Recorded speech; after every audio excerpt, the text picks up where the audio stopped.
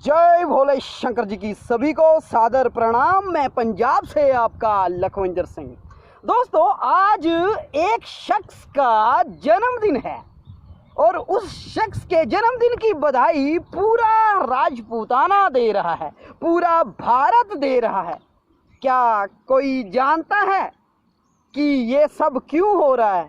वो शख्स गजनी क्यों गया था और कैसे गया था? ये राज हम में से किसी ने भी नहीं सोचा और ये भेद कोई भी नहीं जानता कि वो शख्स उसने ऐसा क्यों किया।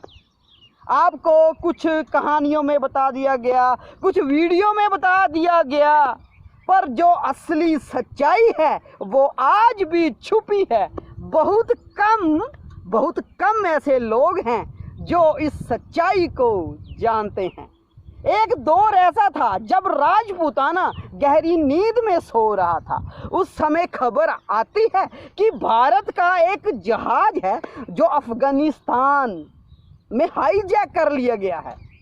उस समय वो शख्स तिहाड़ में सजा काट रहा था, वो भी उस गुनाह की जो उसका कोई पर्सनल नहीं था। उसने वो गुनाह क्यों किया था? राजपूताना की खातिर, या कह सकते हो कि उसने त्याग दिया था। किसकी खातिर? राजपूताना की खातिर। और उस शख्स का नाम है शेर सिंह राणा।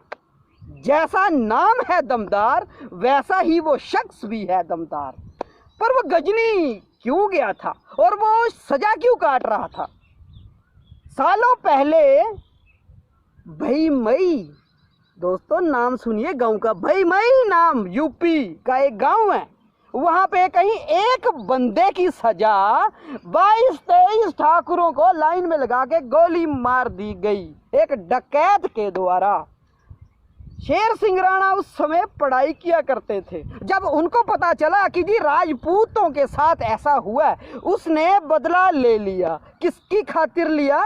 अपने राजपूताना स्वाभिमान की खातिर। पर तब भी राजपूताना गहरी नींद में सो रहा था। जब वो शख्स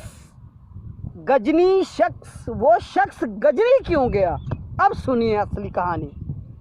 जब वो सजा काट रहा था एशिया की सबसे बड़ी और सुरक्षित जेल में, वहां आपको पता ही है वहां होते कौन है। ये दमदार शख्स उस राजपूताना त्याग के गुनाह की सजा काट रहा था तिहाड़ जेल में, दुनिया की, एशिया की सबसे सुरक्षित जेल में।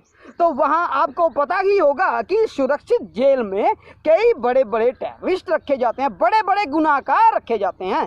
वहां इस शख्स ने पढ़ा कि जी भारत के महान वीर पृथ्वीराज चौहान जी की कब्र अफगानिस्तान में बनाई गई है। तो इनके मन में, इनके जिगरे में दोबारा लालसा हुई कि राजपूताना स्वाभिमान की रक्षा मैंने करनी है। उस समय इस शख्स ने यह कहा कि जी मैं जाऊंगा, लेके आऊंगा। यहाँ तक कि सरकारें हार मान गई थी। राजनीतियाँ हमारे देश में आपको पता ही है कैसी होती हैं। सरकारें हार मान गई थी कि जी हम गजनी नहीं जा पाएंगे, या जाएंगे भी या नहीं ये कुछ पक्का नहीं था।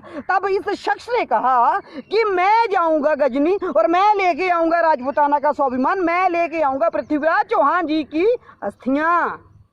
और ये बात जब तिहाड़ में ही जो टेररिस्ट थे उन्होंने सुनी, जो बड़े थे, अफगान और पठान थे, उन्होंने कहा दूसरे के देश में जाके हमला करना तो हम जैसे के खून में होता है, हम ही ऐसे हमला कर सकते हैं दूसरे के देश में जाके, तुम कहाँ कर सकते हो और तुम्हारे में इतनी हिम्मत ही कहाँ है।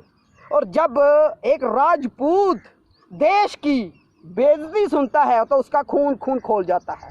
तो हुआ क्या? तो इसी वक्त जब उन्होंने ताना मारा तो इस शख्स, पावरफुल शख्स, दमदार शख्स शेर सिंह राणा जी के कलेजे पे बात लगी। तब इन्होंने सोचा कि जी मैंने ये काम करना ही है। तो आपको आगे की बात तो सारी पता है। गजनी ये शख्स अकेला गया और अकेला वहाँ से भारत का स्वाभिमान लेके आया। तो इसलिए हमारे जो युवा हैं सारे की सारे शेर सिंह राणा जी का जन्मदिन मना रहे हैं। तो ये है कहानी इस पावरफुल और शक्तिशाली महान वीर की। आप केवल फोटो ना लगाएं, इनसे सीखें कि राजपूताना स्वाभिमान की खातिर जब जरूरत पड़े तो आन बान शान के लिए कुछ भी करना पड़ता है। सभी को सादर प्रणाम वीडियो देखने के लिए, और शेर सिंह राणा जी को हमारा सादर चरण वंदना। लखविंदर सिंह राणा आपको सादर प्रणाम करता है।